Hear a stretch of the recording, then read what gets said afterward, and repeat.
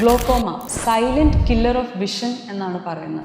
Glaucoma ഉള്ള ഒരാൾക്ക് മിക്കവാറും ഒരു ലക്ഷണങ്ങളും ഉണ്ടാവാറില്ല. അവരുടെ കാഴ്ച സൈലന്റ്ലി സ്ലോലി ആൻഡ് സ്റ്റെഡിലി ഗ്ലോക്കോമ കാരണം പോയിക്കൊണ്ടിരിക്കുമ്പോഴും അവരൊന്നും അറിയുന്നില്ല. അഡ്വാൻസ് സ്റ്റേജ് ആകുമ്പോഴായിരിക്കും അറിയുന്നത്. പക്ഷേ സാഡ് പാർട്ട് ഇസ് അപ്പോഴേക്ക് ഓൾറെഡി നടന്ന ഡാമേജ് റിവേഴ്സ് ചെയ്യാൻ നമുക്കൊരു ട്രീറ്റ്മെൻറ്റും ഇല്ല. അപ്പോൾ ഗ്ലോക്കോമയിൽ എന്താ സംഭവിക്കുന്നതെന്ന് വെച്ചാൽ നമ്മുടെ കണ്ണിനകത്ത് ഒരു ബ്ലഡ് പ്രഷറിൻ്റെ ഇൻഡിപെൻഡൻ്റ് ആയിട്ടൊരു പ്രഷറുണ്ട്.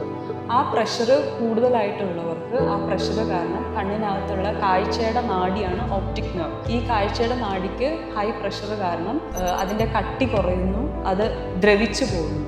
ഇതുമൂലം ആൾക്ക് വരാൻ പോകുന്നതെന്ന് വെച്ചാൽ ആദ്യം പെരിഫറൽ വിഷനാണ് പോകുന്നത്. അപ്പോൾ പെരിഫറൽ വിഷൻ പോയാലും മുന്നിലുള്ളതെല്ലാം ക്ലിയർ ആയിട്ട് കാണാം. വായിക്കാൻ പറഞ്ഞാൽ ഏറ്റവും ചെറിയ അക്ഷരങ്ങൾ വരെ വായിക്കാൻ പറ്റും. അതുകൊണ്ട് അവരറിയുന്നില്ല.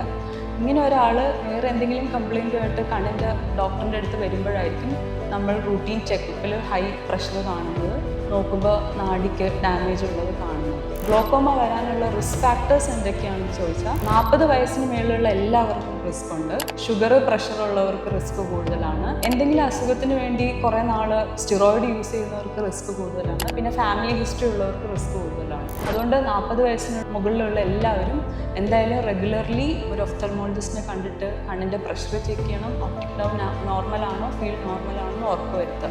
കാരണം ഗ്ലോക്കോമ ഉണ്ടെങ്കിൽ എത്രയും നേരത്തെ കണ്ടുപിടിച്ചാലേ നമുക്ക് കൂടുതൽ കാഴ്ച നഷ്ടപ്പെടാതെ സൂക്ഷിക്കാൻ പറ്റും.